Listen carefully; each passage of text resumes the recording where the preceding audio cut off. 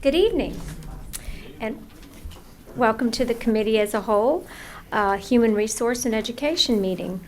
Roll call, please, Ms. Campbell. Mr. Hannigan? Here. Mrs. Hines? Here. Mr. Derman? Here. Mr. Loop? Here. Mr. Harrell? Here. Mrs. Tipton? Here. Mr. Jeter? Here. Mrs. Seeley? Mr. Betancourt? Here. Mr. Womack? Here. Mr. Panks? Here. Mr. Lamar? Here. Mr. Alford? Here. Mrs. Belisario? Here. Mrs. Mullet? Present. Thank you, Mrs. Campbell. Now we'll have the invocation and the Pledge of Allegiance led by Mr. Alford. Good evening, everyone. Would you please bow your head?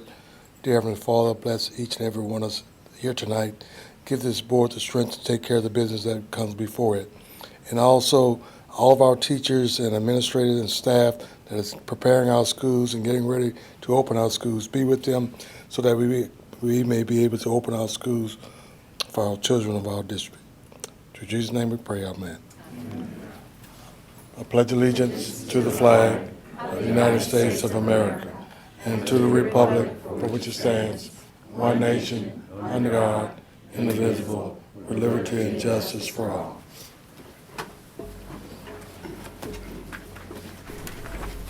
Well, we thank everyone for being here on a summer evening. We had no persons requesting time on the agenda, so we will go down to item 5, approval of the minutes of the committee as a whole meeting held on July 13th, 2012. Do I hear a motion? Second. A motion by Mr. Derman, seconded by Mr. Loop. Do I have any questions from board members? Comments from the public? All those in favor? Aye. All those opposed? And all those abstain? Motion carries. Next, we have Channel 13 student interns with Dr. Swang.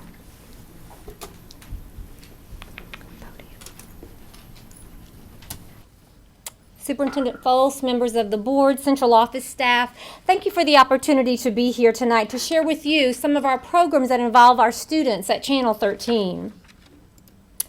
Team 13 has been in existence since November 5th, 2001. As a matter of fact, next year will be 13 years that Channel 13 will have been around chronicling our school system. We have goals there, ones that we hear over and over that we talk about, and we make sure that we're meeting those goals every day. To tell the educational story, to share the good news of our school system, and to place our schools and students in the best light possible. And of course, that's not very difficult to do in this school system. We do this by having a great staff. I'd like to introduce to you some of them that are here with us tonight. Kevin Mumphrey and John Harrison, who are in the back, if they can at least wave, doing their work tonight. We also have with us Tiger Edwards and Rhett Sharp. And two other staff members not here tonight are David Williams and Robert Marks. We are a staff of broadcast professionals and educators who combine to provide high-quality videos for a school system that we share with the local community. And now, with the onset of the internet, we share them with the world. We began with a presence on YouTube not even 1 year ago. I think it's like August 16th will be 1 year. We have 34,000 views in less than a year from all of our videos that we place on YouTube. These video viewers are coming from far away as New Zealand, Thailand, South Korea. So people are watching the news that we put on our YouTube channel about St. Tammany Parish Public Schools. And an interesting side note, 40% are watching our videos on mobile devices. So Channel 13 has a couple of programs that I want to share with you that really do involve our students. We're ever mindful that it's important to tell the educational story, but it's also important to be educators, to teach aspiring broadcasters how to shoot, edit, and make good video. And we do that through a Summer Video Institute program and also through our internship and dual enrollment programs. At Summer Video Institute, we have now we just finished our 11th Summer Video Institute. And the goal there is to teach students how to produce research-based content-rich, socially relevant videos. Our students work together during this time in 1 week to produce videos on topics of local interest. And at the end of that week, we have a video festival, and we invite friends and family and administrators and central office, and we show some of the videos. Have you ever been to Slidell and noticed all the pelicans? Most are perched in front of businesses and on sidewalks. These statues are a part of a bigger project known as Pelicans on Parade.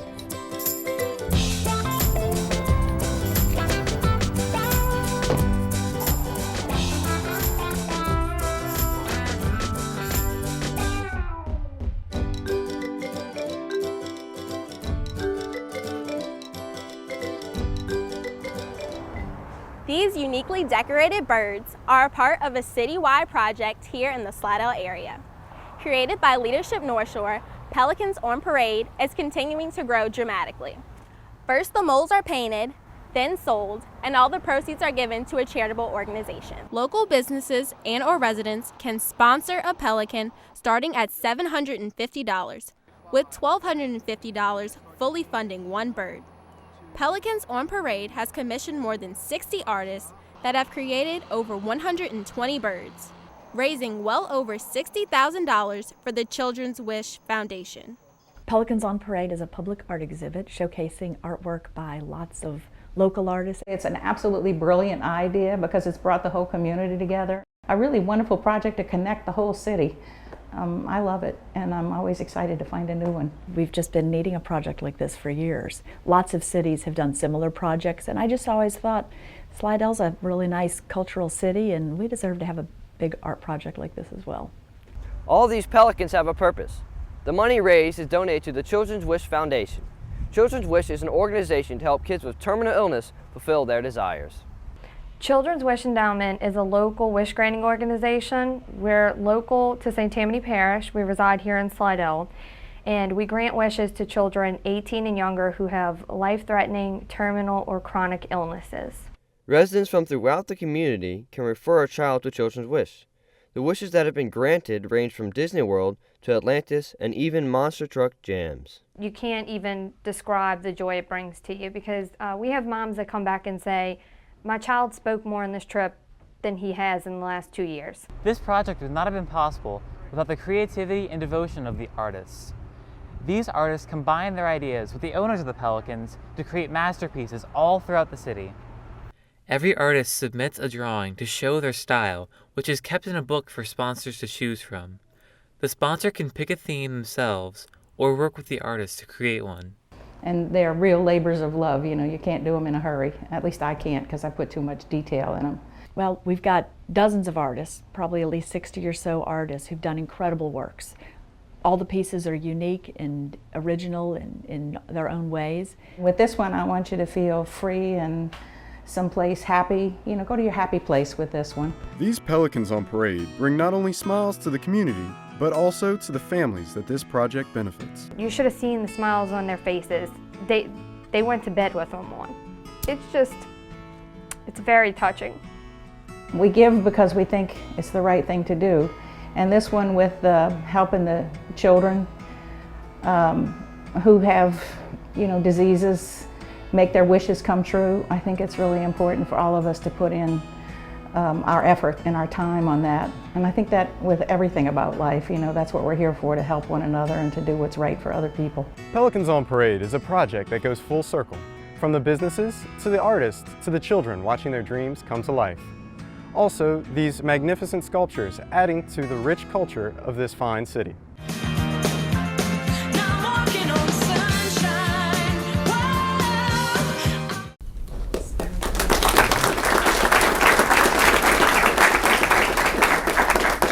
Share with you a little bit about that video about Pelicans on Parade. That was John Harrison's group that produced that video, and we put it on YouTube at 3 p.m. the Friday of the video festival.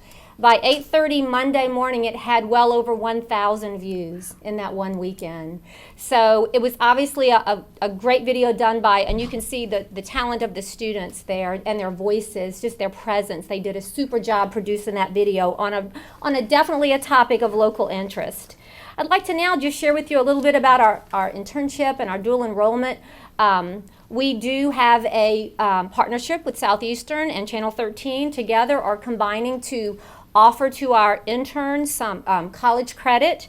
John Harrison is our internship teacher. He has not only a broadcasting background, but also an industry-based teaching certification, so he's well qualified to teach the students. We have a classroom that we use now. You know, we started out early on just kind of bringing them into the studio. Now they have their own classroom with Avid editing stations set up. They have double monitors and color-coded keyboards, which if you are a young broadcasting student, that's pretty much a dream come true. So they really, it's quite appealing for the students who come through Channel 13. I now would like to introduce you to one of our former interns and Summer Video Institute alumni, Amy Borax. She's a recent graduate of Fontainebleau High. As a result of her work with us, she is an award-winning videographer. Superintendent Foles, would you please come down to present some awards to Amy tonight? One of the videos that have been featured that's been on YouTube before that many of you have seen possibly on Channel 13 is some work that she did on Angie Drago, the Fontainebleau High teacher. Come on up, Amy. She won first place, Mr. Foles, I'll give this to you. She won first place at the Satellite Center Video and Animation Festival in St. Charles Parish on a video that highlighted the great work that Angie Drago has done at Fontainebleau High.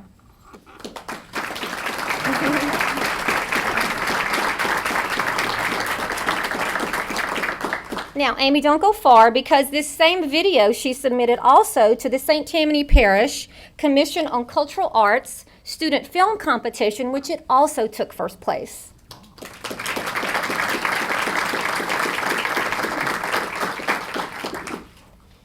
And Amy, along with other interns at Channel 13, also won first place in the same competition for Fontainebleau High's Bulldog Buddies program called Friendship Beyond Differences. Great, great video.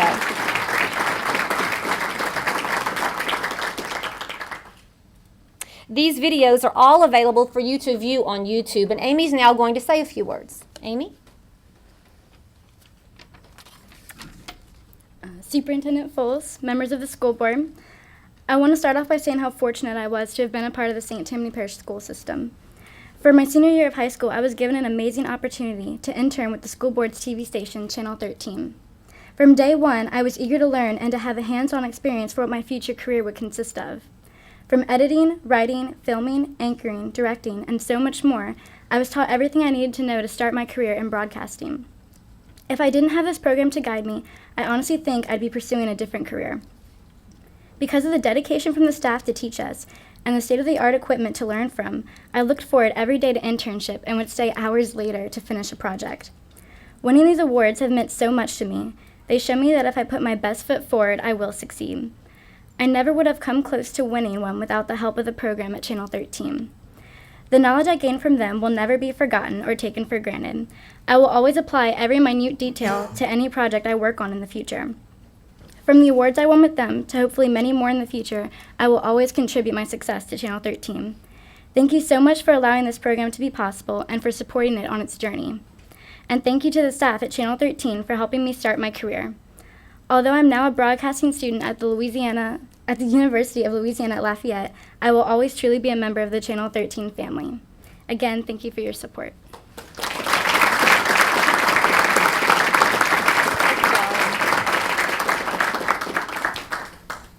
You know, Slidell does this little thing every now and then they call Where Are They Now? So I thought I would share with you guys a little bit about where some of our other interns are now. For some of you who have been teachers and administrators, you may be familiar with some of these people. Bobby Kirkpatrick, he is now called Rob, but we still know him as Bobby. He is at CNN. He's a Fontainebleau High graduate. Lauren Zimmerman, Fontainebleau High, is working at a public relations firm, actually interning this summer at public relations firm. She is at LSU.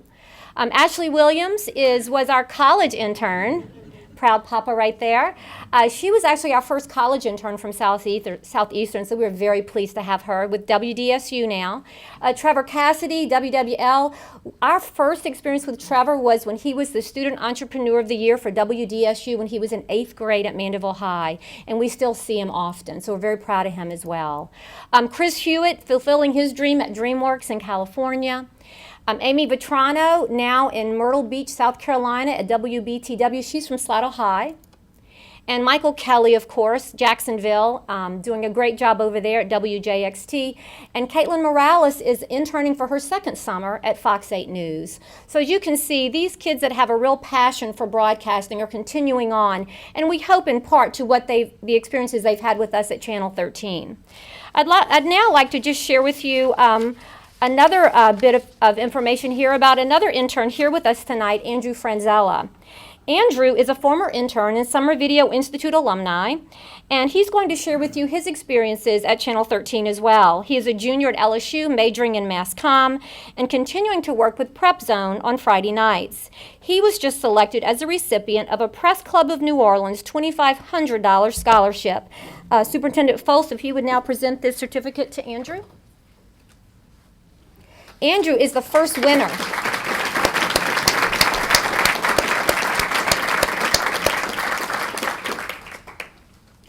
Andrew is the first winner from St. Tammany Parish, so we are quite pleased that he is putting us on the map as well. Andrew's now going to say a few words.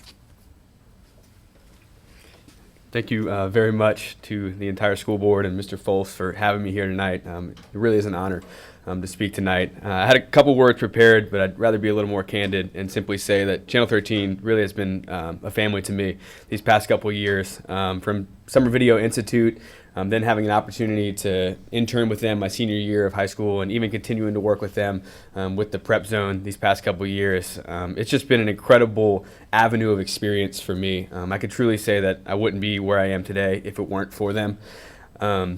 I know even thinking about this past year where I had about 5 or 6 opportunities to work with ESPN on some small crew productions, I just know that the fact that I could say that I've already worked with professionals that are in the industry, that know what they're doing, that have taught me not just what it means to be in front of a camera, but really teach me what it means to be a well-rounded journalist, you know, to get your hands dirty, to go out there and to produce the video and to shoot it yourself and to edit it. Just learning that was so invaluable, and then getting to work with them, and the fact that they have time to spend with me and teach me really what it means is so invaluable, and really paved the way for me at LSU and a chance to work with ESPN. So very thankful and very appreciative and excited to continue to work with Channel 13 in the future. Thank you, guys.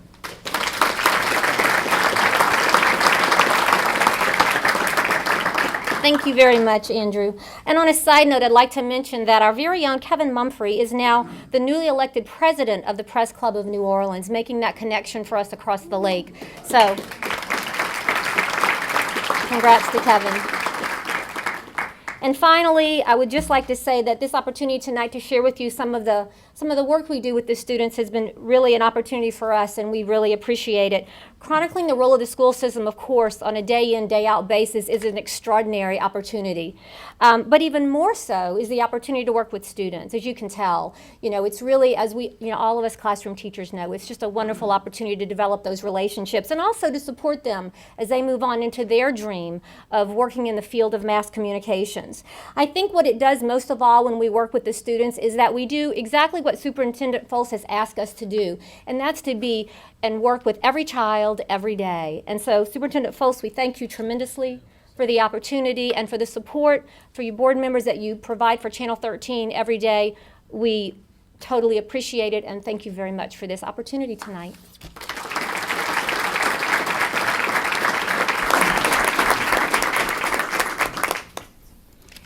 Do I have any questions from board members or comments for Dr. Swang?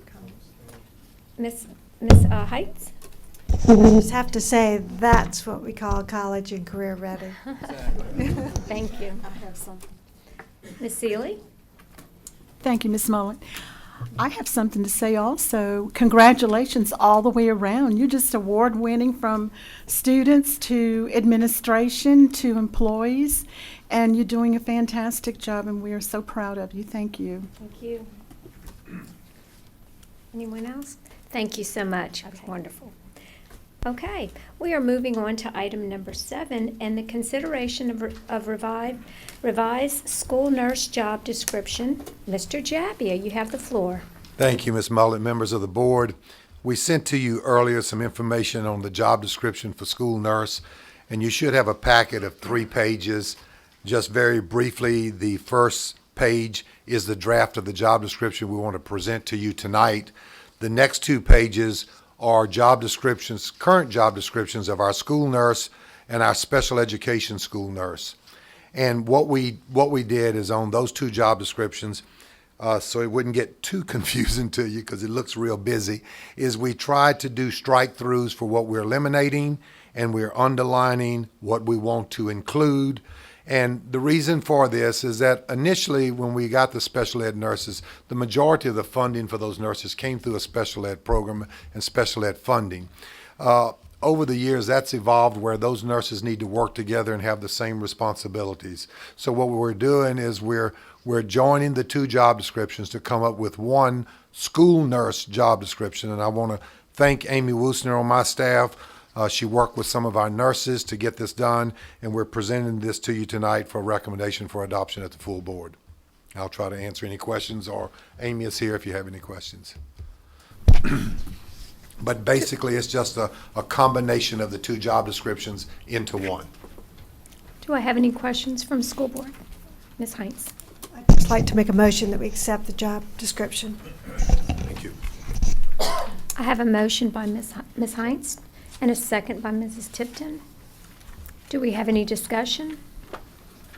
Mr. Derman. Thank you, Ms. Mullet. Mr. Jabbia, just for clarification, we're merging the 2 job descriptions into one, so instead of having 2 descriptions for nurses, we're going to have 1 position. Yes, sir. We're no longer going to have a separate special ed nurse as compared to the general ed nurse.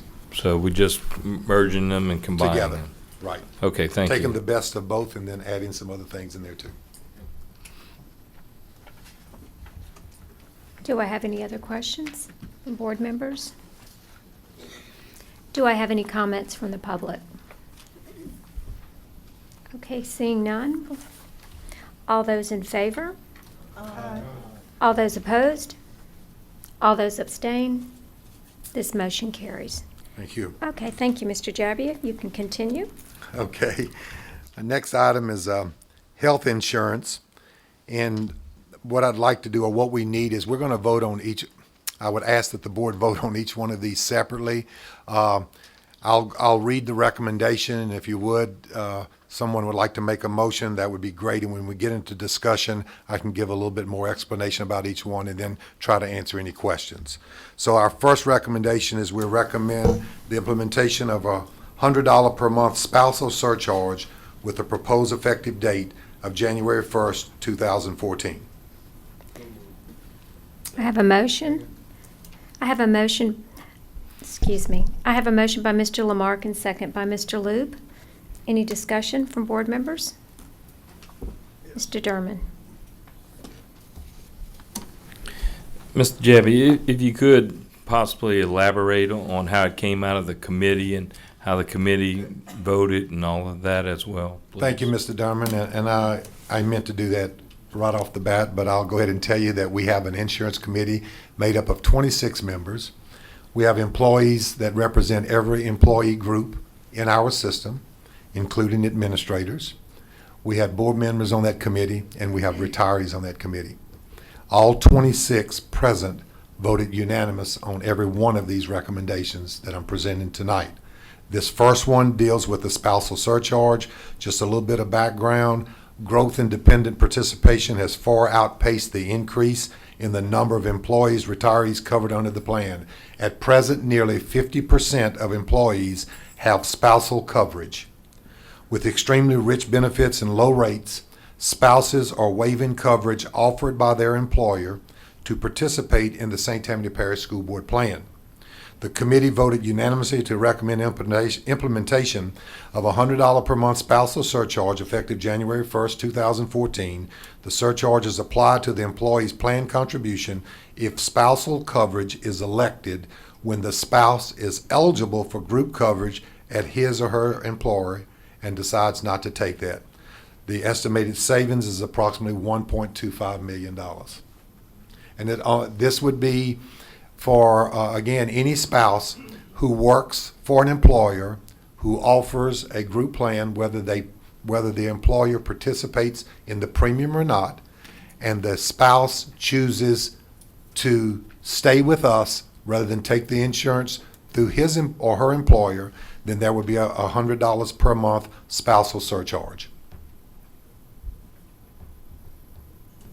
Pete, if I may, when you said a savings to the plan, it's either a savings or an increase in revenue, but it's a positive impact to the plan. That's what we're actually referring to in that 1.25 million. Yes, sir. It could be if the spouse went with their employer, and then that way we would not have any claims charged to us from that spouse or from the $100 per month that they would get it. But the overall positive effect, 1.25 million. Okay. Mr. Betancourt.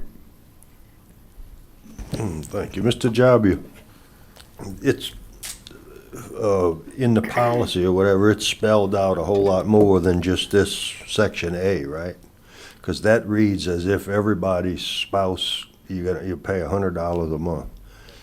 That's just a little synopsis, right? Yes, sir. It's exactly what I just told you. We would verify the Right. spouse, where they're working, if they have a group insurance plan, if they elect to go with their employer, that's fine. If they elect to stay with us, they pay the $100. The extra $100. Yes, sir. Okay. Is that gonna be real hard to look up all of this and find the employer? No, sir. It's pretty common practice in the business industry, and our consultant has a lot of experience with that. So Okay. we feel that that's not going to be a problem. Okay, thank you. If I could add to Mr. Betancourt, part of, if the board does see fit to continue and recommend these too, we will be going to each school's faculty meeting and making presentations on whatever the board deems that we approve here tonight, if anything, and going very much into the specifics of how all these things would be implemented. Mr. Hennigan. Thank you. I guess I've never heard of a company doing this before. I'm curious if any of the other board members, have you ever heard of this? I mean, it's new to me. And have you any estimates on the number of people that you think are affected by this and that will pay the $100? I'd have to ask Lynn on the statistics on that. Lynn? The 1.25 million was based on an assumption of 40% of the dependent spouses being eligible for group insurance, which I believe would be a very, very conservative estimate, because with a predominantly female workforce, we would consider that you had several of the dependent spouses eligible for group insurance. And you usually see that in that type of demographic. It's a popular eligibility option for hospitals, things like that, school boards. Situation. And so what will constitute, I mean, how do you're going to have to get evidence that they have or don't offer a policy? I mean, you get a letter from their HR department? Is that essentially what you'll ask Yes, we'll for? have to get a letter from their employer. Okay. An affidavit. Okay. And have you thought through the penalties for people not being quite honest with this? I mean, that's a fear, huh? Well, all of that is always a fear. We'll just have to deal with those on a case-by-case basis. It could be that the penalty may be that you have to come off of our plan if we find out you're being dishonest with us. I would say at least, huh? Yeah, and we've also had some auditing experience with dependents. We did that not too long ago, and we found that that was helpful to our school system Right. as well, that process. Yes, sir. Okay, that's it. Thanks. Mr. Womack. Mr. Jabby, I heard every word you said. My ears weren't plugged, and I also heard Ronnie Betancourt essentially ask you the same question, but I just want to be crystal clear before I vote on this. Because of illness, I was unable to attend the small group meetings. The only relevance with this thing is strictly those spouses that have the opportunity with employment to secure coverage through the employer and elect not to and go with our plan. Those are the only ones that will pay this $100. It won't be, say in my case, my wife doesn't work, doesn't have anything available to her. That is correct. That's all I need to know. If they work somewhere where a true group plan is offered and they elect not to go with their employer but stay with us, that's who it would apply to. Thank you. Are there any other questions from board members? Do we have any comments from the public? Seeing none, we have a motion and a second. Take a vote. All those in favor to recommend the implementation of a $100 per month spousal surcharge with a proposed effective date of January 1, 2014. All those in favor? All those opposed? Okay, all those abstain? One abstain. Motion carries. Mr. Thank Jackie. you. Our second recommendation recommends implementation of a multi-year wellness strategy, and if we can get a motion, then I'll go into a little bit more detail. Second. We have a motion by Mr. Betancourt and a second by Mr. Jeter. Claims experience has repeatedly shown that high-cost claimants are the driving factor of increased plan cost. Approximately 85% of total claims are incurred from only 15% of the plan participants. That's 85% of the total claims come from 15% of the participants. Ultimately, the overall health of plan members must be addressed. The at-risk population of plan members can be identified and managed with wellness and prevention programs. The committee voted unanimously to recommend implementation of a multi-year wellness plan, including biometric screenings, health risk assessments, premium incentives, and member coaching. The biometric screenings and health risk assessments are designed to identify the at-risk population in order to provide preventative care and minimize high-cost claims. Screenings and assessments are voluntary with premium incentives for participation. All information obtained is confidential and HIPAA compliant. And this is projected to be about a $4 million savings over a period of time. Thank you, Mr. Jabbia. Do I have any questions from board members? Mr. Womack. He defined biometric screening and We're going to do basically a blood draw at each location. And the blood draw will determine many of the things that lead to these high claim type environments. So. They look and also will do blood pressure readings, that type of thing. So we're looking for blood pressure, cholesterol, diabetes, those types of things. Yes. Okay. So. Mrs. Seeley. Thank you, Ms. Smollett. I can't support this in the sense that I believe that this part of the plan needs to be amended more. And the reasons I have expressed to a number of you all, and or for confidentiality concerns, I still am a little bit concerned about that. And the forced issue of the employees having to see a person in a facility other than their physician and being cost effective on top of things. I just would like to see it amended. Okay, there's nothing in this plan that forces anybody to go to anybody other than who they want to go to. Okay, but if they choose not to do this on a yearly plan, then they're going to have a stipend of a certain amount. They'll have a rate increase. A rate increase. Yes, ma'am. That's right. And this is what I'm against. I feel firm about that. Thank you. Okay, sure. Mrs. Heinz.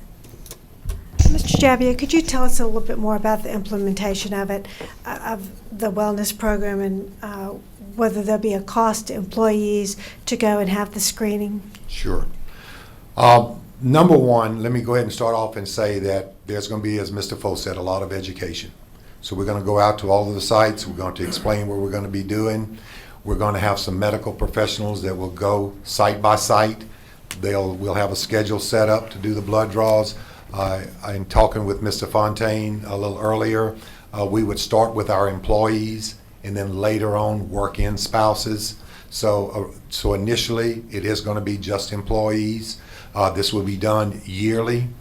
The employees will have the option of letting the medical professionals that we send to the site to have the blood drawn, or if they prefer to go to their own doctor, they can do that, as long as the doctor will share that information, and I think they will share that information with us.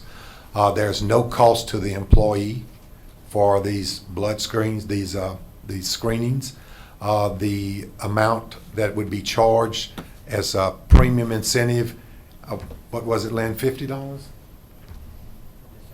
$50 increase in their premiums if they did not agree to the screening. We feel like there has to be some type of monetary incentive to get the people that we need to get screened. Again, 15% of our population is causing 85% of our claims. We have to find out and try to get those employees well. That's the main focus of this program. And we have found, talking with Mr. Fontaine and other people, that there are so many people who don't even have a primary care physician. They don't go to a doctor, and where they wind up is in an emergency room. And we want to try to hit that early on. This program is not meant to do away with primary care physicians. We think it's going to increase primary care physicians, and I'm getting off on the on-site clinics now, and I don't want to do that. Let me just add one thing to what Sure. Mr. Jeb is saying. You know, some board members had some concerns about not being able to use their own doctors. And that's when I asked Pete to go back, and that has been worked out where if someone has been seeing their own doctor, they have their own doctor and getting their blood work and others done there, we're not going to require them to have their blood work done wherever this determines. That will suffice what they're getting done at their own personal private physician, if indeed that physician is willing to share that information with us. And I think the other part, and Pete just said it, but I just want to repeat it as well, 85% of our claims come from 15% of our employees. 85% of our claims come from 15% of our employees. So this is an opportunity, we think, and you know, we believe, to not only make sure that our employees are well, which is the number one thing, but to also make sure that people that are using the claims get the help they need to get well, so they can be well, and we can decrease our claim amounts at the same time. Donna, I have another question. Mr. Jabi, can you tell us what you expect the financial impact of the multi-year wellness strategy would be? $4 million. All right. You know, I'd just like to comment that we've got to do something to get our insurance program to pay for itself. And some of these changes seem a little bit scary to us, because we're not healthcare professionals ourselves, but nor are we insurance experts, except for maybe Mr. Derman. But we've listened to our consultant and given this some great thought. And like I said, we've got to do something to get the plan paying for itself. And I think we're just going to have to move in this direction. Thank you for your comments. I mean, wellness, we think, is a huge step. But if we don't adopt some of these, we're left with two things. You either cut benefits or you raise premiums. That's all you can do. If you don't try to get people well so that your claims are not more than your premiums that we take in, then that's the only two things we have. That's the only two choices we have. Mr. Betancourt. Thank you. Mr. Jabi, when do you think we might get this effective date of this thing implemented? We're going to get started on it as quick as we can if the board passes it. I'm not going to give you a specific date, because It's just going to depend on when you pass, if you do pass it, and then the education that we have to go out into all of the schools and sites to educate everybody. Okay. So a year or so? Oh, I think it would be before a year. Okay, great. Thank you. Mr. Alford. Thank you very much.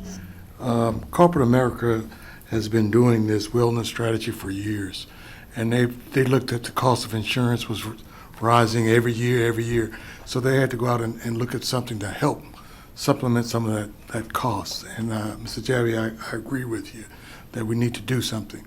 But my question was, for you have the screening done every year, or is there every other year, or is it every year the screenings will be done? We would do it every year. And some, like the company I was with, they looked at it as an annual physical. This is not a physical, it's only just the blood work and It's a health screen. And the health screen. Yes. So it's a little different than a full physical, but most of the blood works could really tell you exactly what's going on with an individual. Yes. And that was one of the things that my company, they help people with diabetes that had heart attacks and had other ailments. The blood told them that it was there, and they didn't even know it. Exactly. And it helped them. And so I think this is going to be a help for us. And the cost for a person that chooses not to do it, could you explain it once again, make sure everybody understand that? If you refuse the health screen, then your premiums will go up $50 per month. From wherever plan you're on, it would be an additional $50 a month. Because you chose not to do the Because screening. you chose not to do the screening.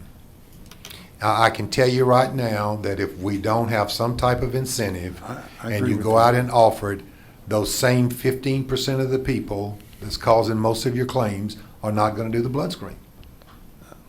Gotcha. I understand. I just wanted to make sure you said it out clear and everybody could hear that. Yes, sir. That's all I have. Thank you. Thank you. Mrs. Bellisario. Thank you. I'm looking back at my notes from our June 6th meeting, and it was an employee would have to pay $50 more a month, but if you had a spouse, it would be $100 more a month, and a family would be $125. Is that still correct? That is correct. I didn't give the other ones. Because That that was just would employee. be a considerable increase for a lot of our employees. It's a good incentive to do the blood screening. And while I appreciate the fact that now versus last month, we would be able to use our own doctor, I share Mrs. Seeley's major concern with confidentiality, and so therefore I can't support this either. Thank you. Mr. Womack. Pete,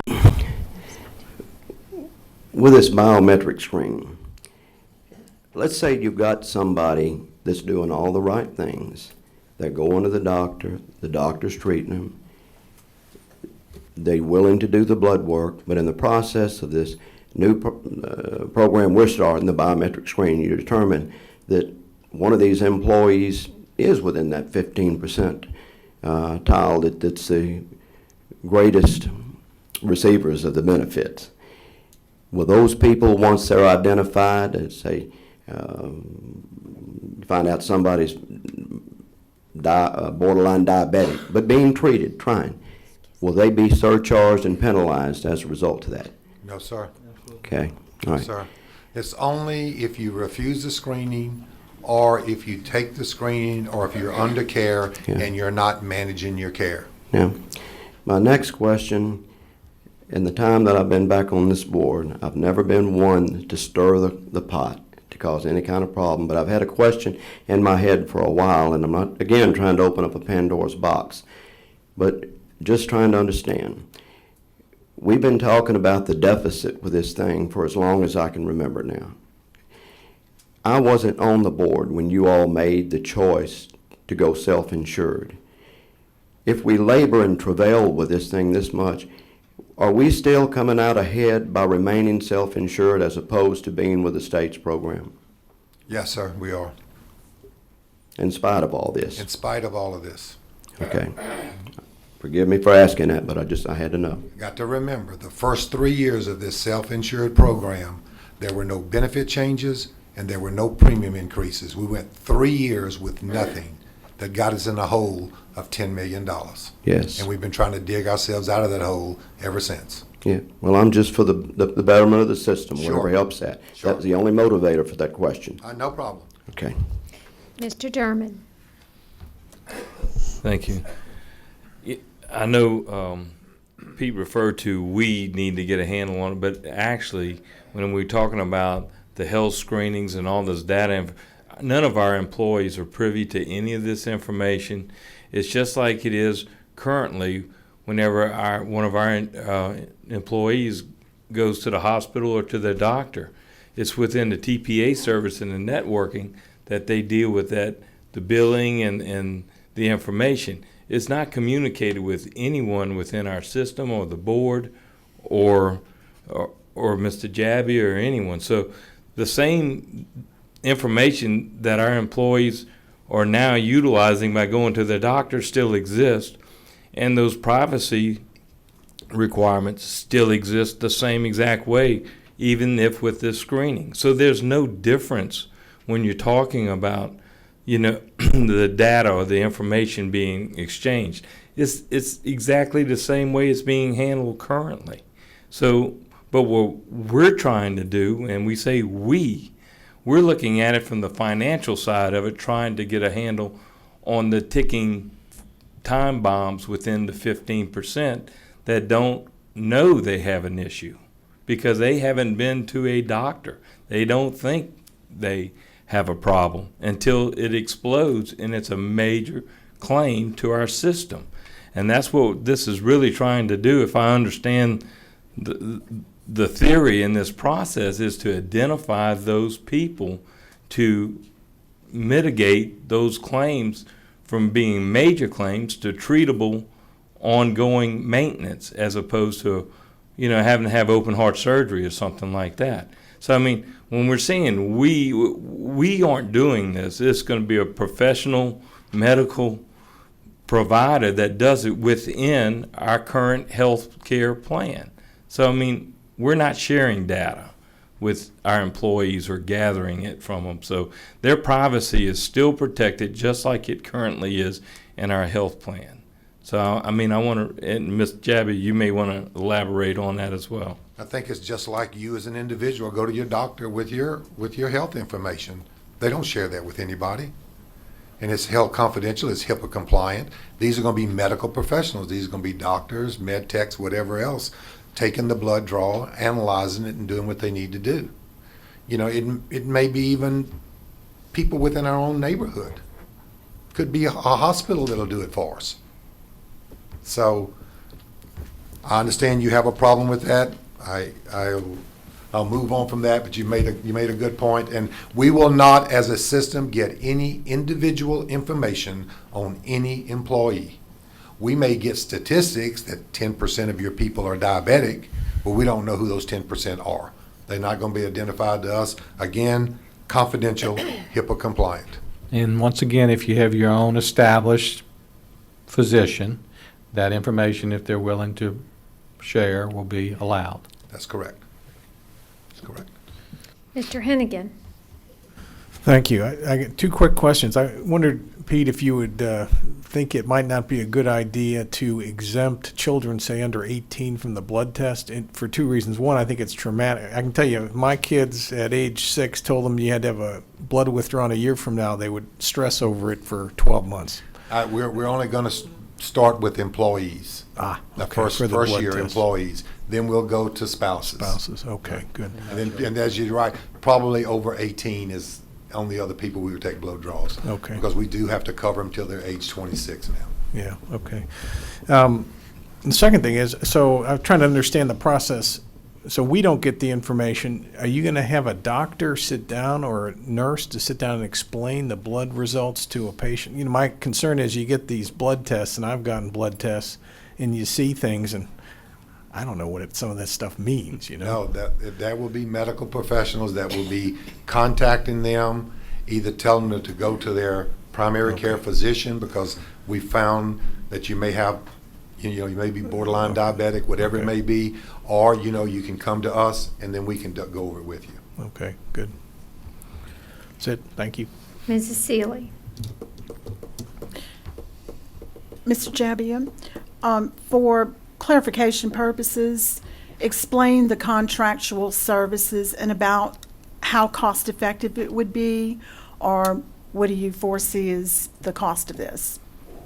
We are really hoping that it will be at no charge. Mr. Fontaine has been in contact with some agencies already, and we think we have some people who may be willing to do it for us at no charge. Thank you. Thank you. Are there any other questions from board members? Do we have any comments from the public? Okay, seeing none, we have a motion and a second for a recommendation, recommends implementation of a multi-year wellness strategy. All those in favor? Aye. All those opposed? Opposed. All those abstain? Motion carries. Okay, number 3. Recommends administration request proposals for on-site clinics, and again, I'll give you a little bit more about that after a motion. Do I have a motion? So moved. Second. Moved by Mr. Harrell and second by Mr. Derman. Oh, I'm sorry, Mr. Liu. Okay, just a couple of comments here. In conjunction with the wellness strategy, the committee has analyzed the concept of on-site clinics and voted unanimously to implement clinics subject to a detailed evaluation and selection process, along with approval from the committee and the board.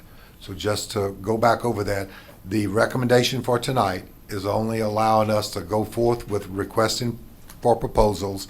Let us analyze it, bring it before the committee, the insurance committee, get all of the information, bring it back to committee as a whole. If the committee as a whole recommends, then go to the full board. If not, the process would stop there. These clinics are designed to offer employees and dependents health and wellness service offered by licensed healthcare providers who specialize in care and coaching for the workplace, care for common illnesses such as cold, flu, headaches, sore throat, sprains, strains, skin conditions, high blood pressure, diabetes, and other common concerns, along with assessment for cholesterol, glucose, blood pressure, and BMI will be provided. Lab and x-ray services will also be provided. The intent of the clinic is to positively impact long-term health status, lower health plan claims cost, and increase employee productivity.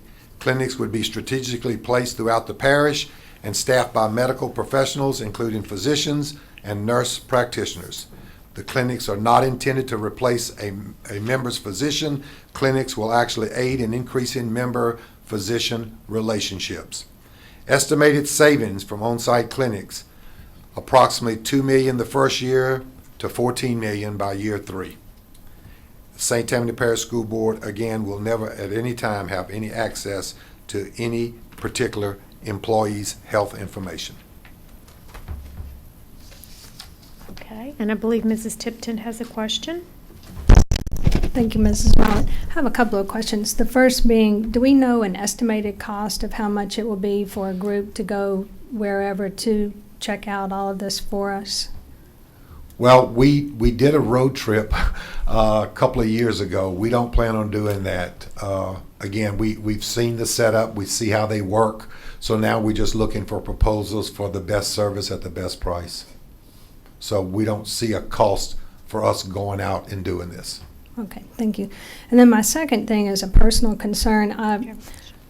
To me, it worries me a little bit. I like the other ideas, and I think they're a good components, but this, I have a lot of questions about what sort of cost we'll run into administratively, et cetera. And I think that we as a school board have quite a full plate with education as it is, and I don't know that we really want to get into the healthcare business. That's a lot that we number one, don't know about. Number one, we don't know estimating costs that we may save. So my thought was that perhaps we could even defer that aspect and see maybe after a year, how are we looking? How did we make a big difference in getting that 15% of the people to it? And how is all that working out for us? And because that's, to me, it appears that we're biting off a lot at this moment, as I say, when I feel we have quite a full plate. Sure, I understand. Thank you. Thank you. We would not be getting in the healthcare business. We would be paying for a service that they would be providing to us. And again, if the committee decides to let us go forth, we would come back to you with all the details about the costs and everything else. But that's a committee decision. Mr. Hennigan. Yeah, thank you. So, okay, so all we're approving now is to go off for RFPs or something like that, correct? Yes, sir, that is it. Just to get the RFPs, let us look at them, let our insurance committee look at them, and then come back to you which one we think is the best, go over all of the administrative costs, the setup costs, the projected savings, how the whole clinic concept is going to work, and then you as a committee and a board would decide whether we wanted to proceed or not. Yeah. Okay. I could support the RFP part. I would tell you that my bias, without hearing all the facts at this stage, we had heard it once before. You know, I agree with other comments about, you know, we're not in the healthcare business, and this is something pretty far afield from what we do. I'm concerned about the cost for this. I mean, you start talking hiring doctors and nurse practitioners and having extended hours, that's not cheap. And remember, the concept of the clinic is that we pay a flat rate, which would be based on the number of participants in the plan, and that would be a yearly cost. And then this company would provide and have to staff the doctors. They would pay for that out of what we pay them. And this clinic would be equivalent to like one of the emergency cares that you go to if you can't get into the doctor, and rather than go to the emergency room, it would be similar to that. We would establish the hours and the days. Appointments would be like 20 minutes apart. There would be appointments where we can get people in and out.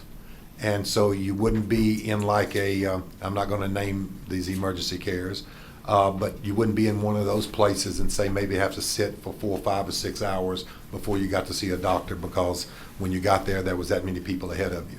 So it's something that really is for the employee, for the types of things that I mentioned, to where maybe they could not get an appointment with their primary care physician. They were running a fever, needed to take care of it. They could go to this clinic. I'm not going to get too involved in the whole concept, but it's no copay, and the claims do not go. Anything that they do does not go towards our insurance. Right. It's all contained within that. But those are details that we would bring back to you.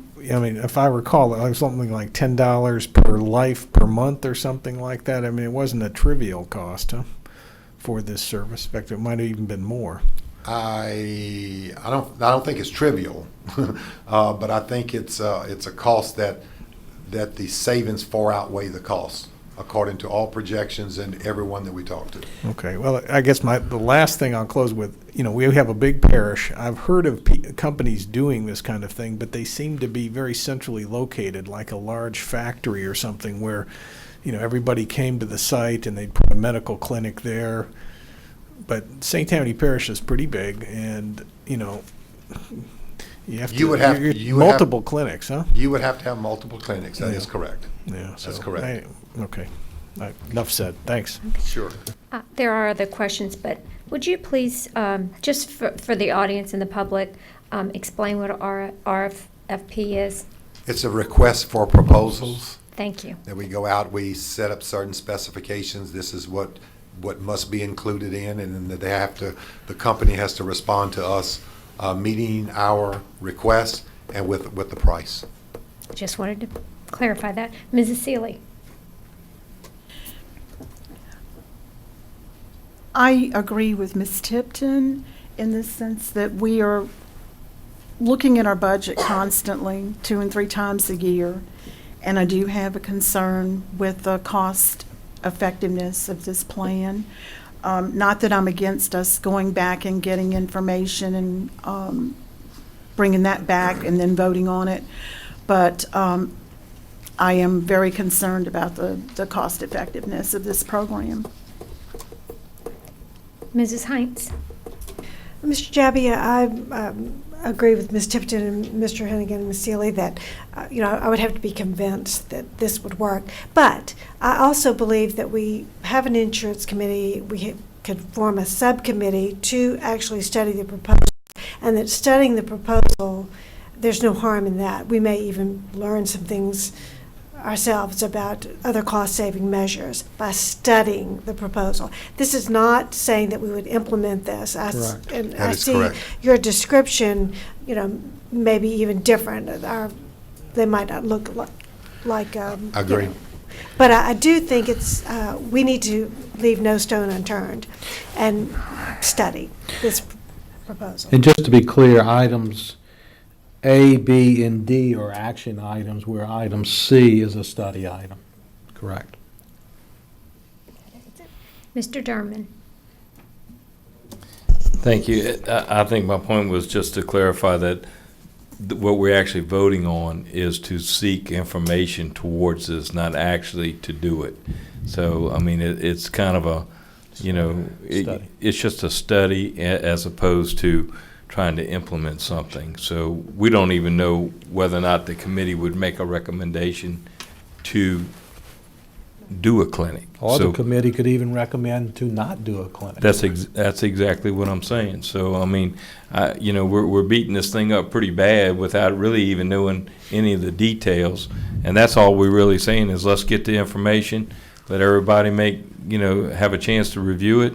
The committee will make a recommendation, then at that time, the board would be involved in seeing all of that information that was gathered so that everybody can make a good judgment call on whether or not we need to do this or not do it.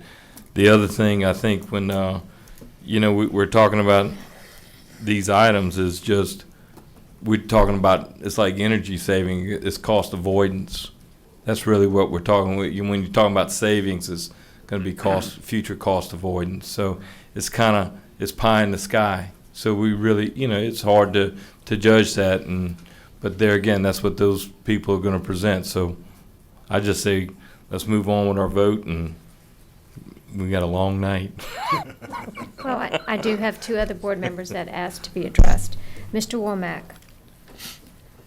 Pete, if I understood you, there are companies out there, agencies, whatever, that their sole purpose is to put this type thing together, and we would pay a flat fee, and it would be up to these people to staff it with these nurse practitioners, physicians, whatever, and whatever we agreed to with them, if we accept their bid, whatever the costs are, that's with them. We paid a flat fee, and is that essentially what you said? Yes, sir. Okay, now, would those clinics be strictly St. Tammany school boards, or would those clinics possibly provide services to other companies or people in the area to offset their cost? I mean, is that what makes it affordable? No, sir. St. Tammany Parish School Board only. Strictly? Yes, Okay, sir. Thank you.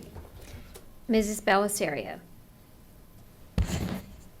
I think there's a lot to consider here, Mr. Dearman, and I think all of us are aware that we're just looking at an RFP. I agree with Ms. Tipton, Mr. Hennigan, Ms. Seeley about the multiple clinics. They would have to be in various places if people were ever going to use them. We might be in the business of health care if we are paying a fee for it, even if they are not our doctors. And I am concerned about the competition with current St. Tammany Parish businesses. We like to say we shop St. Tammany, and this would be in direct conflict with all of the other emergency medical care centers that our employees could go to. So I think we need to consider more than just cost. Thank you. Are there any other questions or comments from board members? Are there any comments from the public? Okay, seeing none, we do have a motion and a second. It has been seconded. It's on the floor to recommend administration request proposals for on-site clinics. All those in favor? Aye. All those opposed? Nay. All those abstain? Motion carries. Ready for number 4? Yes, sir. Okay. A committee recommends implementation of employee premium adjustments effective January the 1st, 2015. And if you get a motion, I'll explain a little bit of that too. I have a motion by Mr. Womack, seconded by Mr. Jeter.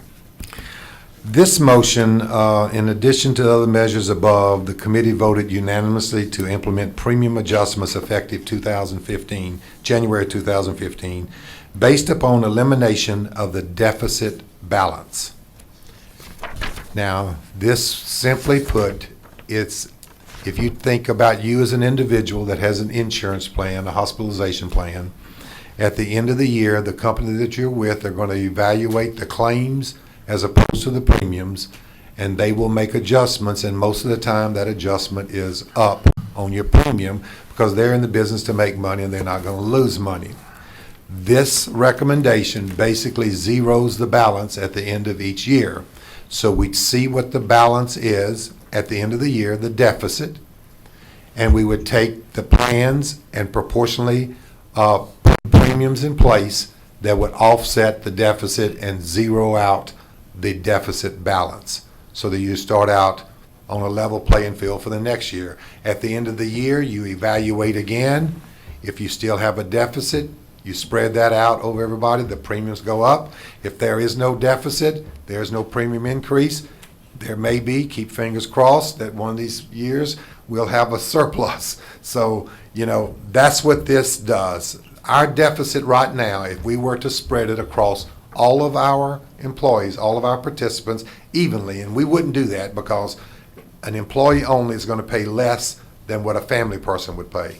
But just to give you an example, if we were going to spread it evenly among everyone, it would take a $33 per month per employee to balance our budget right now with the health plan. We think that some of the things that you voted on tonight is going to reduce our overall deficit, so that amount is going to be lower by the time we get to January 2015. That's what this motion is saying, or this recommendation is saying. Thank you, Mr. Javia. Do I have any questions from board members or comments? Mr. Womack. Well, you are absolutely correct about what you're saying. In every facet of insurance and every walk of life, every year they're going up.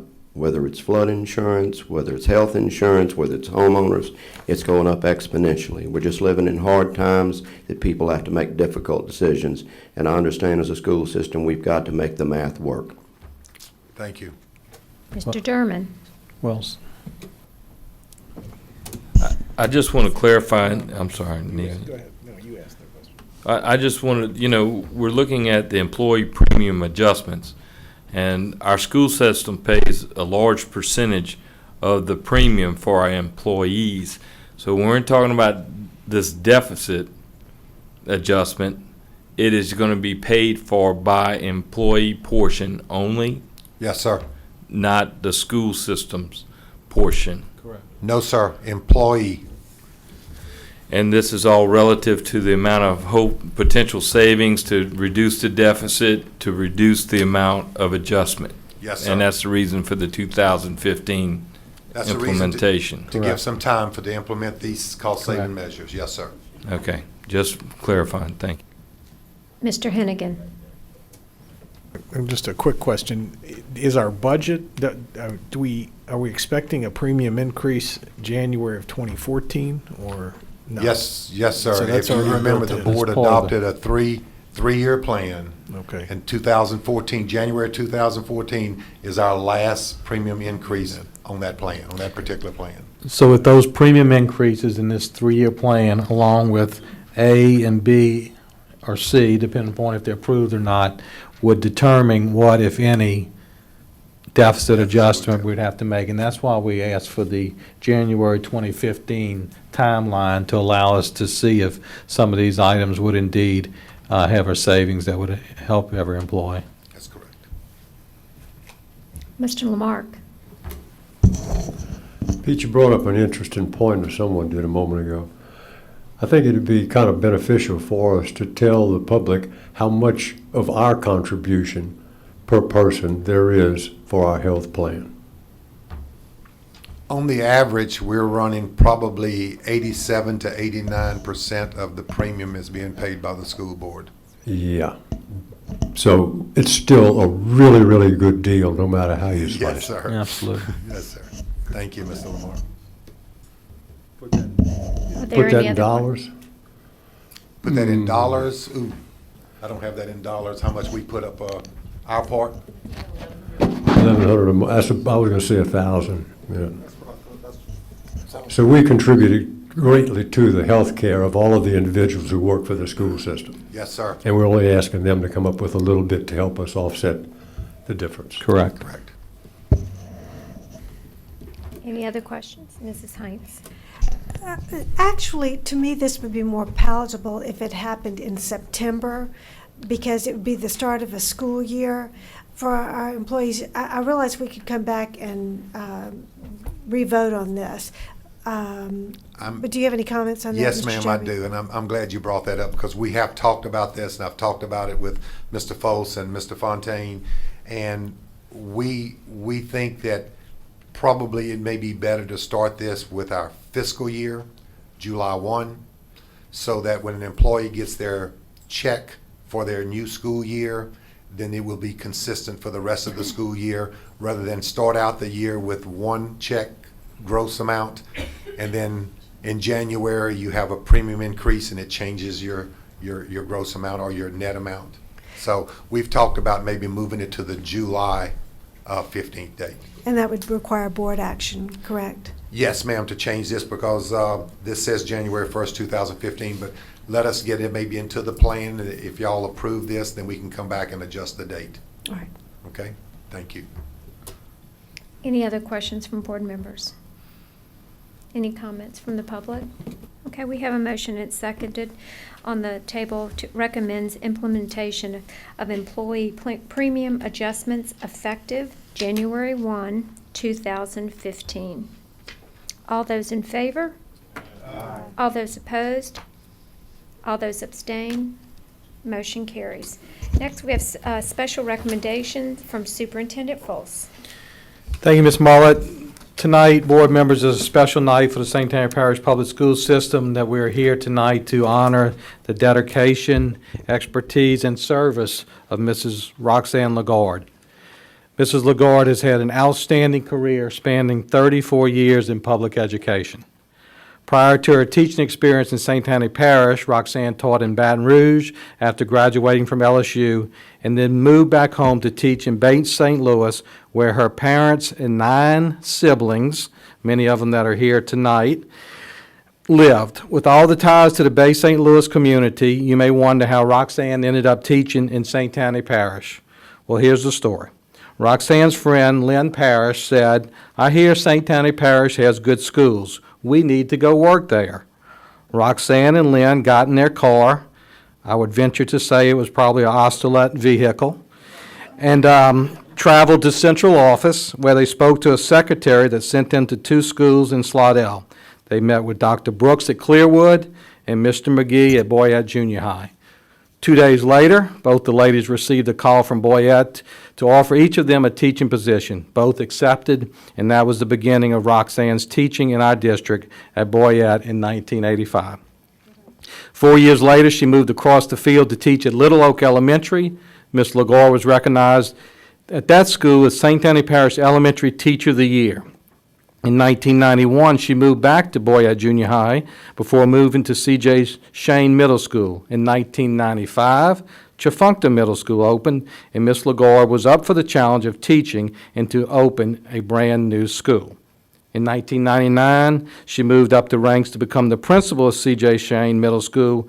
And then with the decision to close Shane Middle, Roxanne packed her bags once again and moved on to become the principal of Tchefuncte Middle School. In 2005, Roxanne was again honored, this time as the St. Tammany Parish Middle School Principal of the Year. In 2007, she changed buildings and titles once again and was named as the Human Resource Coordinator. Ms. Araby saw the potential in Roxanne could bring to the C&I team, so in April of 2010, Roxanne became a supervisor of instruction. During her time as a supervisor, she has become an invaluable member of the curriculum and instruction team. She is our district PTA liaison. She represents the St. Tammany Parish on the State Council for Advanced Ed, and she is our overall events coordinator extraordinaire. We're always amazed at the level of creativity, style, and talent of Roxanne. There's never been or will ever be a person who can take flowers from her own yard and make a centerpiece fit for the cover of Southern Living. And I do look at Southern Living magazines. Roxanne is not only given to the school system, but she's also a very active community member. She has always been willing to chair a committee for various community groups, volunteer in her church, and use her many talents to make every event perfect. She is a member of the Greater Covington Junior League, St. Peter's Church, Delta Kappa Gamma Educational Sorority, and a state lifetime member of the PTA. Roxanne holds a place of honor in C.J. Shane Administrative Complex history as she was a teacher, principal, and supervisor in this building. Roxanne, you have always handled all your assignments with professionalism, excellence, and above all, style, grace, and class.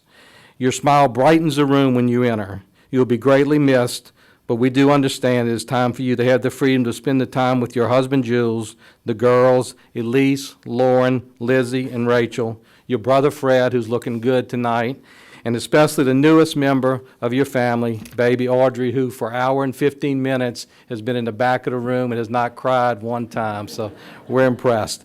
Even though you're retiring, we know where to find you. You have certainly lived our motto of every child, every day, for your entire career. We're so thankful that you have decided all those years ago to take that road trip with your friend to come and teach in St. Tammany Parish. From all of us and from the bottom of my heart, thank you for your years of dedication, compassion, excellence to our school system. We will miss you. We love you. God bless you.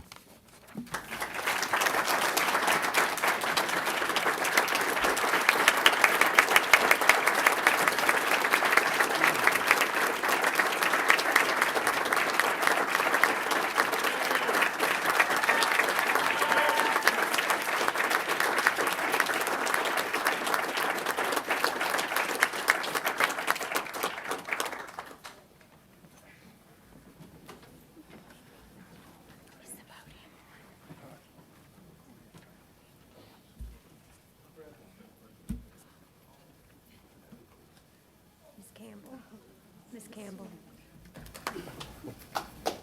Miss Campbell.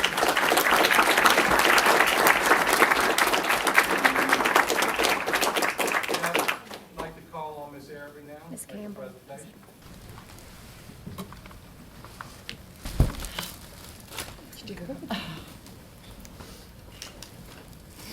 Well, you know what this is. We have our traditions and we carry them on.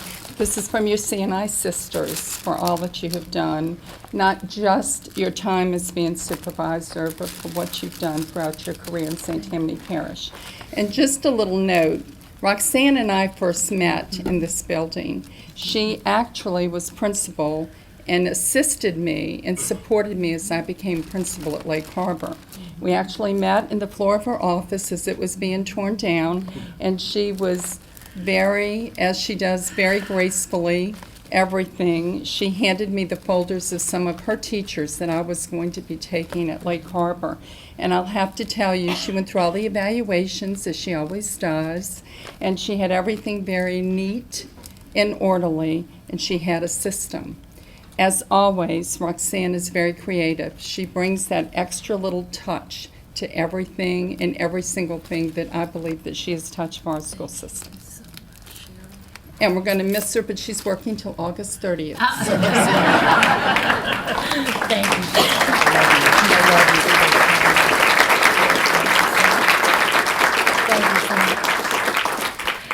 you. Wow, I don't know. It's just so overwhelming. And like Andrew, I just want to be candid this evening, and I don't have a script and I don't have a theme, okay?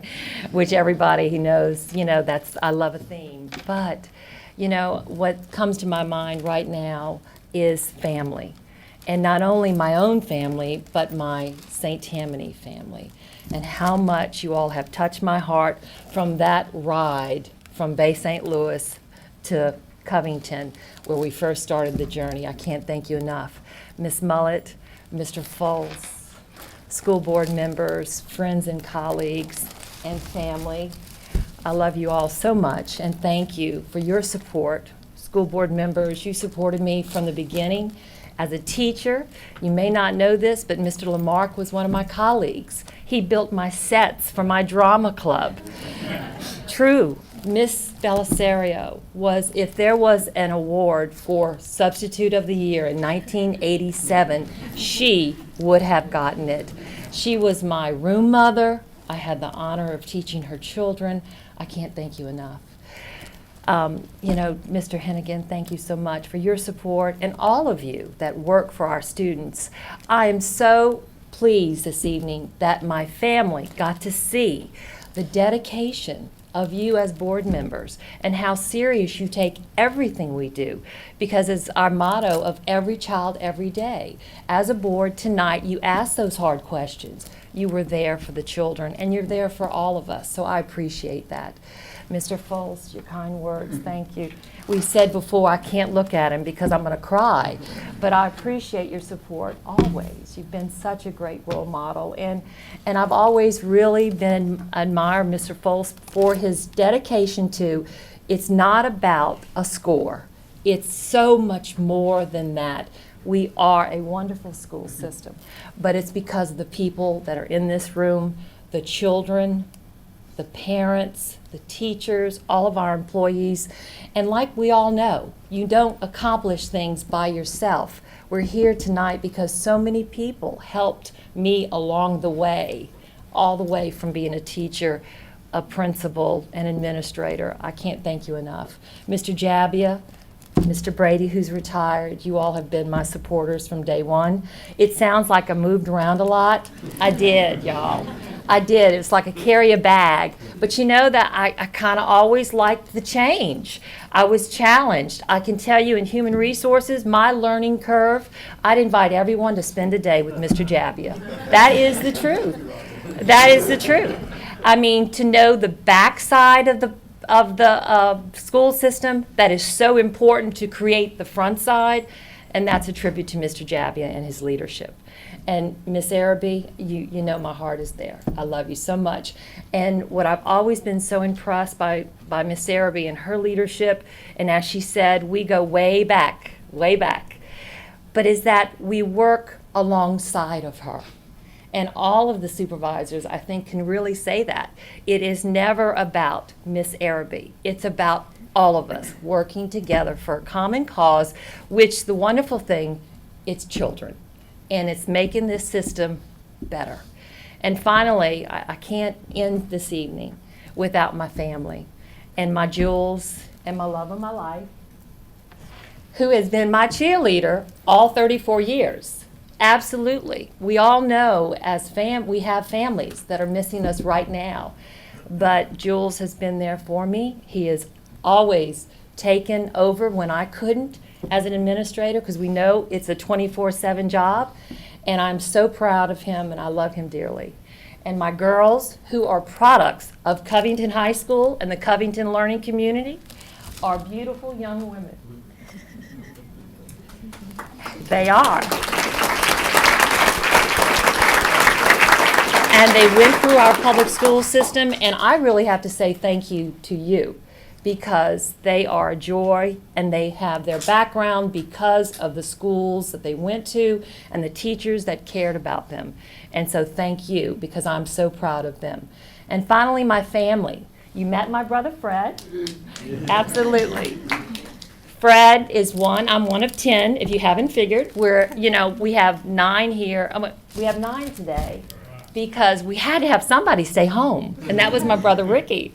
And so, but I just really take 1 minute, have everybody stand, because I love you so much.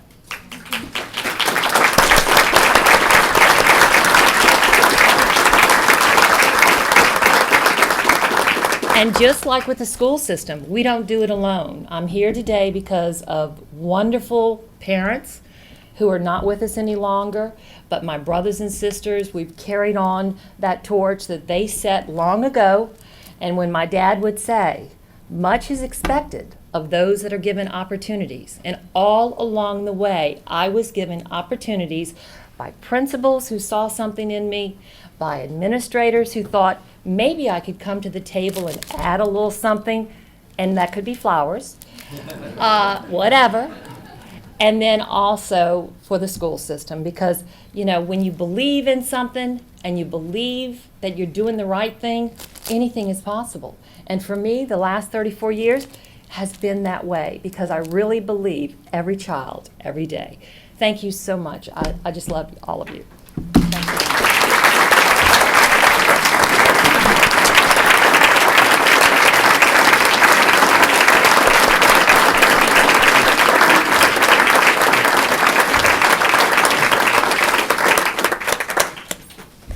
Roxanne, on behalf of the school board, we want to thank you for your service and your dedication to all of our school, you know, to our students and to everyone that you've touched, and have a wonderful retirement. And our meeting is adjourned.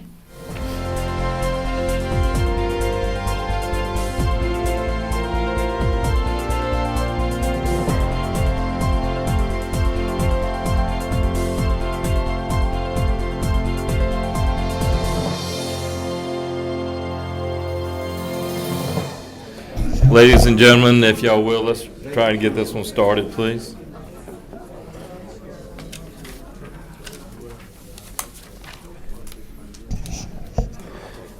I'd like to call the meeting to order for the St. Tammany Parish School Board Committee as a whole, August 1, 2013, Business Affairs and Administrative. I don't believe we need to have the roll. Well, yes, we do have to have the roll call. Mr. Derman? Here. Mr. Hannigan? Mrs. Heinz? Mr. Loop? Mr. Harrell? Mrs. Tipton? Mr. Jeter? Mrs. Seeley? Mrs. Mullet? Present. Mr. Betancourt? Mr. Womack? Mr. Panks? Mr. Lamarck? Mr. Alfred? Mrs. Belisario? Thank you, Ms. Campbell. We're going to dispense with the invocation of Pledge of Allegiance as it was done in the prior meeting. There were no persons requesting time on the agenda, so if I may, I need to have approval of the minutes for committee as a whole meeting held July 11, 2013. So moved. Second. Moved by Mr. Harold, second by Mr. Alfred. Any comments from the board members? Any comments from the public? Seeing none, all those in favor? Aye. Opposed? Abstain? So ordered. Moving on down to administrative, Mr. Javier. Thank you, Mr. Derman. The good news is this is not regarding insurance. Thank God. The first three recommendations, A, B, and C, refer to property that adjoins Madisonville Elementary School. And as many of you know, that school is in a landlocked type situation, and we have no room for growth there. And these three parcels of land are very important to the operation of Madisonville Elementary and St. Tammany Parish School Board. So with the first, and I do have in your packet the drawing of the land, and they're color coded and described to you there. The legal description I will read to you at each recommendation. Recommends authorization for Superintendent Foss and/or Board President Heinz to purchase 1.29 acres vacant land parcel, CS Owens Road, part of Lot 12, Galatas Subdivision, Section 14, Township 7 South, Range 10 East, St. Tammany Parish, Louisiana. Make the motion. Okay, moved by Ms. Mullet, seconded by Ms. Heinz. Any other discussion from the board members? Ms. Heinz? I'd just like to say that we've discussed purchasing these, at least two of these pieces of property for some time. For one reason or another, we haven't been able to get that accomplished. Now we have that opportunity, and we need to take it. We are, for all the reasons Mr. Javier mentioned, we are landlocked, and we need this property, but because everyone knows that Madisonville is a growing area. And if I may add to that as well, is that there is a serious traffic problem at that particular school when it's taking in or letting out. So this would hopefully help in respects to that as well, so. Well, we hope, that it would eventually help with that situation. And board members, just for informational purposes, you might remember that the second grade is going back to Madisonville Elementary this year, so we'll have an increased student population in addition to the additional students we'll gain. Thank you. Any other questions from board members? Any questions from the public? Seeing none, all those in favor? Aye. Opposed? Abstained? So ordered. Item B. Recommends authorization for Superintendent Fols and our Board President Hines to purchase 2.72 acres land, 321 Highway 1077, part of Lot 12, Galata Subdivision, Section 14, Township 7 South, Range 10 East, St. Tammany Parish, Louisiana. Moved by Mr. Womack. Seconded by, I missed it. Ms. Hines again, I'm sorry. Okay. Any questions from the board? Seeing none, any questions from the public? Seeing none, all those in favor? Aye. Opposed? Abstained, so ordered. Thank you. Number C, or item C, recommends authorization for Superintendent Fols and our Board President Hines to purchase 0.7833 acres vacant land parcel, part of Lot 4, Section 14, Township 7 South, Range 10 East, St. Tammany Parish, Louisiana. Moved by Ms. Hines. Seconded by Ms. Tipton. Any comments from the board? I'm sorry, Mr. Betancourt. Thank you. This may be just a mistake. In the bottom of this colored sheet, it says .73. Is it in fact .78? It says 0.78 acres on the sheet. Do you see that? Yeah, at the top. And then on the bottom by the yellow, it says .73. That's an not a error. big It's difference. 0.78. I'm sorry. Okay. Yes. Thank you. Sure. Mr. Betancourt, thank you for that attention to detail. Any other questions by board members? Public? Seeing none, all in favor? Aye. Opposed? Abstained? So ordered. Yes, ma'am, Ms. Hines. I'd just like to say that we appreciate Ms. Stevens and Ms. Hickman being here this evening. They have a big stake in Madisonville Elementary, and we appreciate them being here. Absolutely. We thank y'all for being out here and staying with us here tonight. Thank you. I guess we're moving right along now. Mr. Javia? Item D, monthly maintenance and custodial report. Mr. Richmond is here along with Mr. Wade and Dale O'Rourke. If you have any questions. Any questions by board members? My only question is, normally this time of the year, we're moving in and out of new buildings, or? We're gonna give an We'll give you a update at the report. board meeting Thursday night. Cameron's gonna give you a little one tonight, and I'm gonna give you a full one next Thursday. Okay, thank you. Moving on to item E. Monthly risk management report is in your packet. Mr. Gaspard is here with any questions. Any questions by board members? Seeing none? Monthly transportation report is also in your packet. Miss Amy and her staff have been working very hard. All the bus drivers have their packets with their routes. We're getting ready for opening day. In your packet, we do have a nice little color flyer for you explaining the Transportation Department does have the hotline again this year, with the schedule being August the 5th through the 9th, and again, August the 12th and 13th. It's going to be run from 7 a.m. to 6 p.m. The hotline number is there. Also, the directions for the Edgelog web query is on there for the website, where you can get that information. If you have any questions, board members, or any concerns from your constituents, please give Miss Amy or myself a call, and we'll assist you with that. But thanks again to Kathy and her staff for putting all this together. Can I Thank you, just Pete. make a quick comment? I would like to just commend that department, the Transportation Department, because, if you turn the clock back 10 years ago, we used to spend a lot of time and field a lot of complaints, and we rarely get any now, and that's just well done. Thank It's you very early much. yet. Thank you. What did he say? Okay, moving on to the construction, Ms. Tipton. I'm sorry, hold up. Ray? Yeah, I was, want to ask Ms. Amy a question concerning the Transportation Department.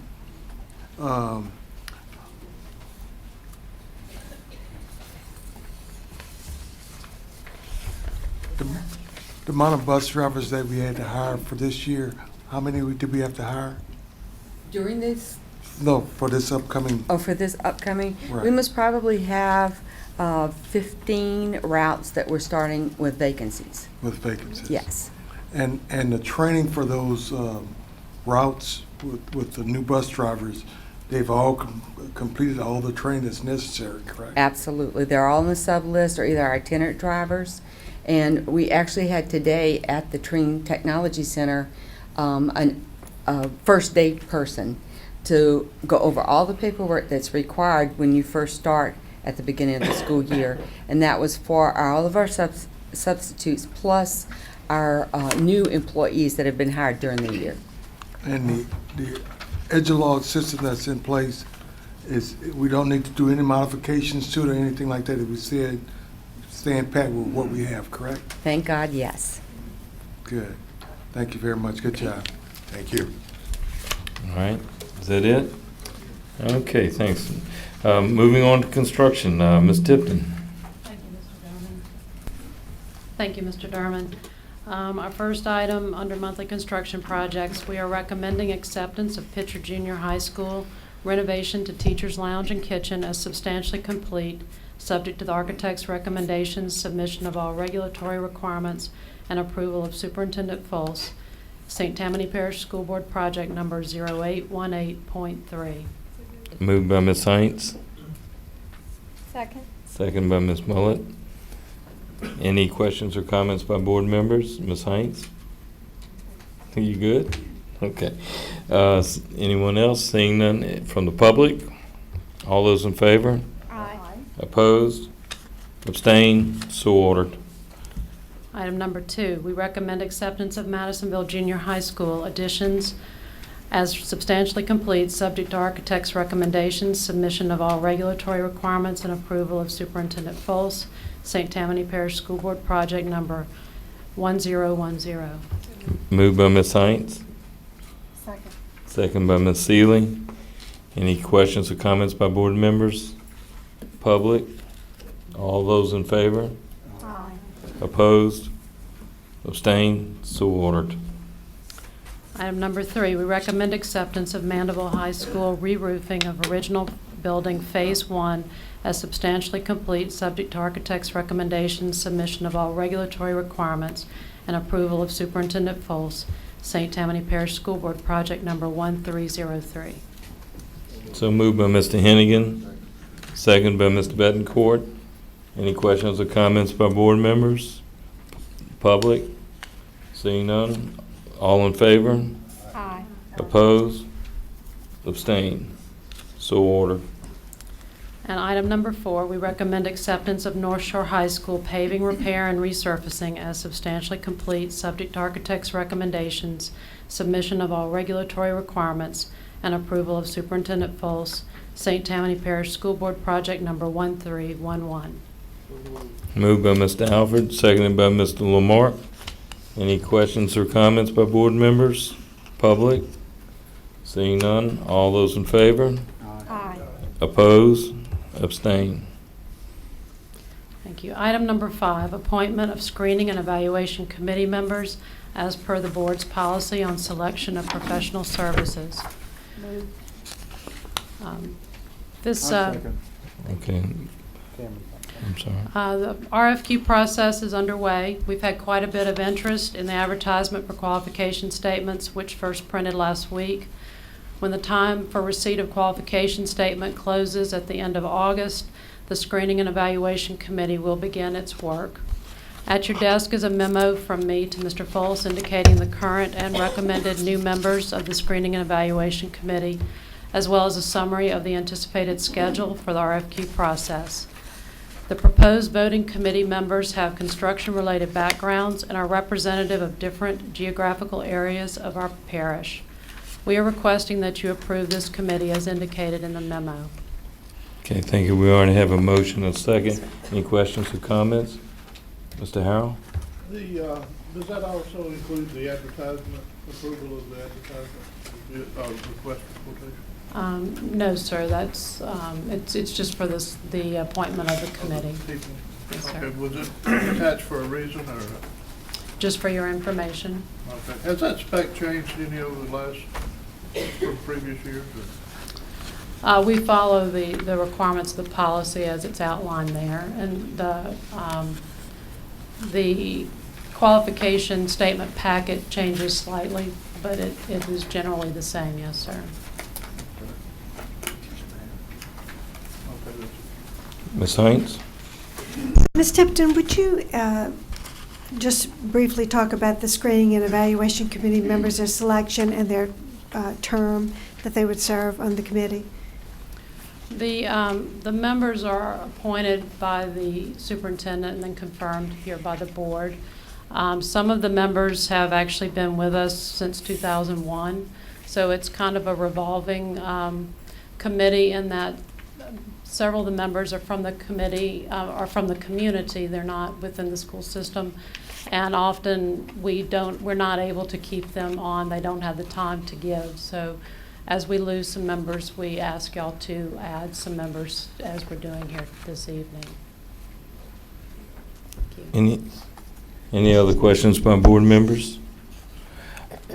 If I may, I have a question. In following up with Mr. Harrell's question, that we have already advertised then for the request for qualifications or proposals or whatever it is that we're, Yes, how sir. we ask that. Per the Okay. policy, it starts running in the school board's official journal, and it will advertise there 3 times. And the qualification statements will be due no less than 30 days after the first advertisement, and that advertisement appeared for the first time last week. Okay. In the official journal. And we also send it to professional organizations, people who ask to receive it, and advertise also in the daily journal as per the policy. And has that format changed any from the last time we requested it to this time as far as how that we're going to grade out these individuals or what their requirements are? No, sir. It has not changed. Okay. We follow the policy, and it's still in place. It's been the one in place since early 90s. Okay. All right, thank you. Any other questions by board members? I'm sorry, yeah, Mr. Lamar? Part of that policy had to do with anyone who's on that committee has no conflict of interest by being involved with any outfit that's actually going to work for us. That's correct? Yes, That's sir. why we started that thing in the first place. Thank you. Yes, sir, that is correct. It's just because some of these folks weren't on the board then. Make sure that we know that the reason for this was to make sure that everything stayed above board and all of the and all of the things that we do with the school system. Yes, sir. Okay. Any questions by the public? All right, seeing none. All those in favor? Opposed? Abstained? So ordered. Thank you. Thank you, Ms. Tipton. Item B is the monthly construction report. I am very happy to report that our summer projects are all complete. There are still some punch list items being performed in some cases.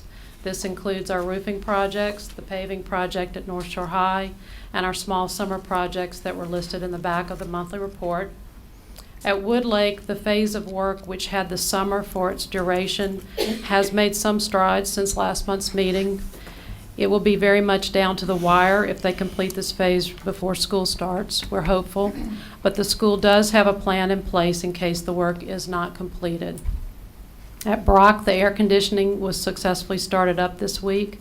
Their masonry is moving forward at the exterior porch and ramp area again, and the interior finishes are progressing. At Fifth Ward, the demolition is complete. The new restroom addition has a slab poured and concrete block masonry walls are being laid. There's plumbing, electrical, and ductwork being roughed in the wing also. The school has moved into the new classroom wing and kitchen at Madisonville Junior, and the teacher workroom and the kitchen at Pitcher, which were recommended for substantial completion tonight. And Sammy and I are making the rounds of the construction sites to make sure they are prepared for the start of school. And we'll be happy to answer any questions you may have. Okay, any questions by board members? Seeing none, thank you very much, Ms. Tipton. Thank you. Moving on to business affairs, Ms. Fortenberry, monthly purchasing report. Mr. Stevens is here to answer any questions you may have about the purchasing report. Any questions?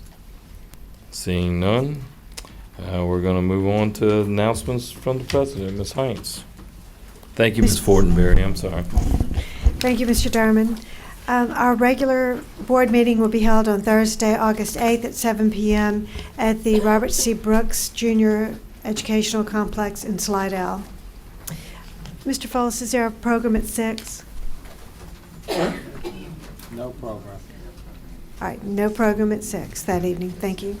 The first day of school for students is Friday, August 9th. Ms. Araby, can students and parents check the website for individual school meet and greet sessions?